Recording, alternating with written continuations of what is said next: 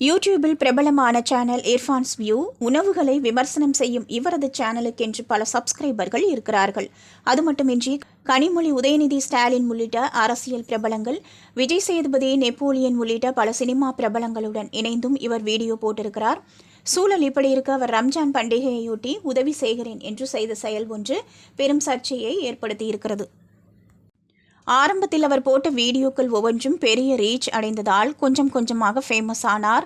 அது மட்டுமின்றி முதலில் திரையுலக பிரபலங்களுடன் நட்பாக ஆரம்பித்து அவர்களுடன் அமர்ந்து உணவு அருந்திக் கொண்டே பேட்டி எடுக்க ஆரம்பித்தார்.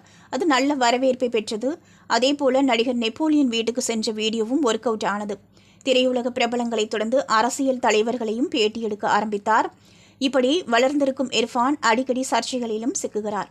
முதலில் அவர் ஒரு மூதாட்டியை விபத்து ஏற்படுத்தியதாக கூறப்பட்டது.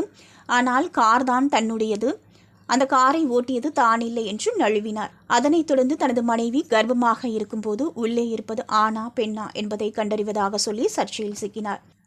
மேலும் இர்ஃபான் அரசியல்வாதிகளின் நட்பை பயன்படுத்தி தான் செய்யும் குற்றங்களிலிருந்து தப்பிக்கிறார் என்றும் விமர்சனங்கள் எழுந்தன. நிலைமை இப்படி இருக்க நேற்று முன்தினம் உலகம் முழுவதும் ரம்ஜான் பண்டிகை கொண்டாடப்பட்டது. அனைத்து இஸ்லாமியர்களும் மகிழ்வோடு அந்த பண்டிகையை கொண்டாடினார்கள். இர்ஃபானோ சாலையோரம் வசிப்பவர்களுக்கு உதவி செய்ய அவரது மனைவியுடன் காரில் கிளம்பினார். அப்போது புது துணியையும் பணத்தையும் வாங்கும்போது எங்கே தங்களுக்கு வராமல் போய்விடுமோ என்ற அச்சத்தில் ஒரு சிலர் நடந்து கொண்டார்கள். அதற்கு இர்ஃபான் அடித்த கமெண்ட்டுகளும் உதவி பெற்றவர்களை அவர் நடத்திய விதமும் பெரும் கண்டனத்தை சம்பாதித்தது.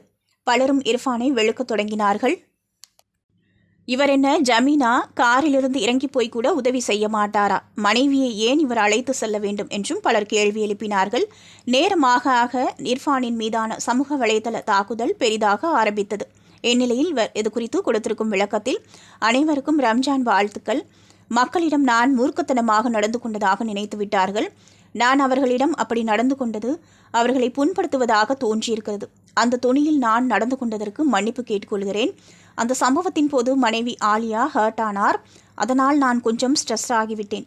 ஐ லவ் யூ என்று குறிப்பிட்டிருக்கிறார்.